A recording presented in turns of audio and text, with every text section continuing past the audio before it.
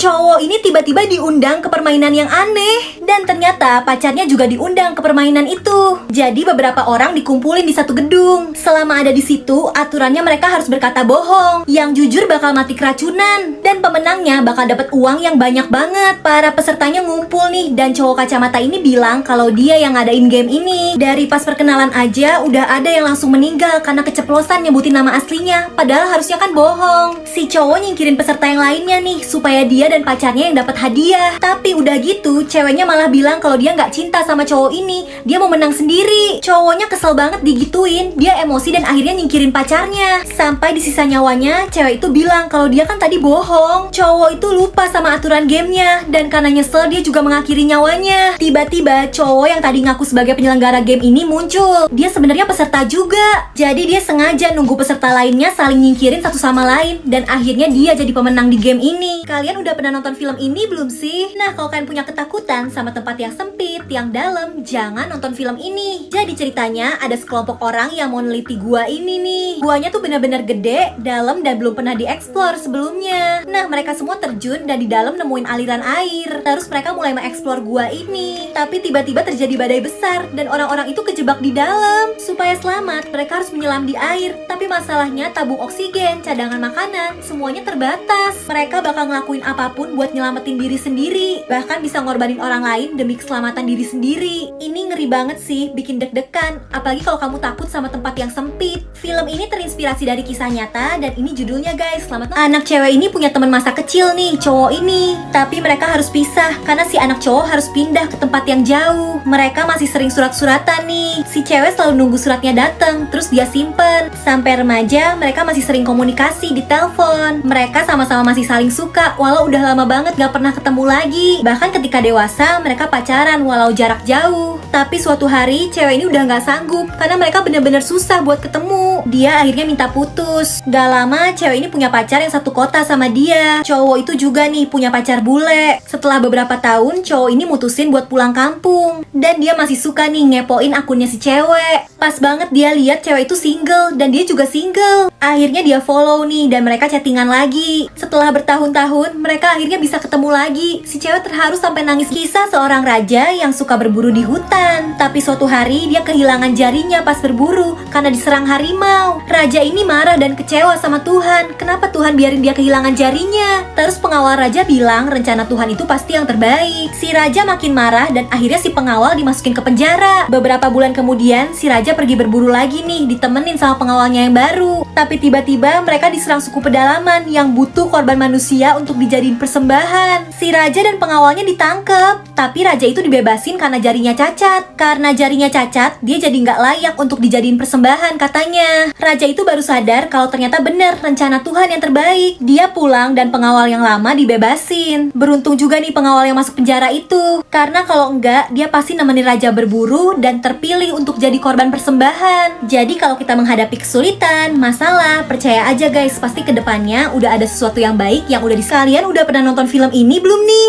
Ini filmnya seru tapi banyak darah-darahnya. Kalau kalian gak kuat lihat darah, jangan nonton. Jadi ceritanya di sekolah ini tuh tiba-tiba muncul permainan aneh yang mematikan. Pertama muncul boneka Daruma ini. Di waktu tertentu bonekanya bakal nengok. Dan kalau boneka ini ngeliat ada orang yang bergerak, kepala orang itu bakal meledak. Terus di babak berikutnya ada kucing raksasa ini nih. Murid itu satu persatu bakal dimakan sama kucing ini. Abis itu bakal ada permainan-permainan lainnya yang pokoknya siapapun yang gagal bakal mati. Ini film Jepang yang unik dan seru sih. Yang penasaran lah guys, ini ngeri banget. Jadi pria ini lagi nungguin kereta di jalan yang sepi. Tapi ternyata dia kemalaman dan gak ada lagi kereta yang lewat. Tiba-tiba ada nenek tua nih. Nenek itu nawarin pria ini buat nginep aja di rumahnya sampai besok. Pria itu setuju karena di situ lagi musim dingin dan dia juga udah lapar banget. Ya udah dia ikut ke rumah nenek ini. Bener-bener jauh terpencil di tengah hutan. Dia dikasih makan dan setelah itu disuruh istirahat di kamar. Cowok ini awalnya tenang aja sampai dia baru sadar kalau pintu kamarnya dikunci dari luar. Dia masih mikir positif, mungkin neneknya nggak sengaja sengaja. Sampai dia mulai ngecek kamar itu dan ternyata di bawah kasurnya ada mayat. Dia mau kabur tapi jendelanya dikunci. Cowok ini dapat ide, dia pindahin nih mayat yang di bawah ke kasur. Terus dia yang ngumpet di bawah. Dan bener, gak lama ada yang datang dan dia ngedenger kalau tubuh yang di kasur itu dipukul pakai tongkat. Kalau itu tadi dia pasti udah gak selamat. Untungnya tongkat itu ditinggal di kamar itu. Dia langsung pakai buat nyongkel jendela. Dia buru-buru kabur dan untungnya berhasil. Sejak itu pria ini udah gak mau ngelewatin daerah itu lagi.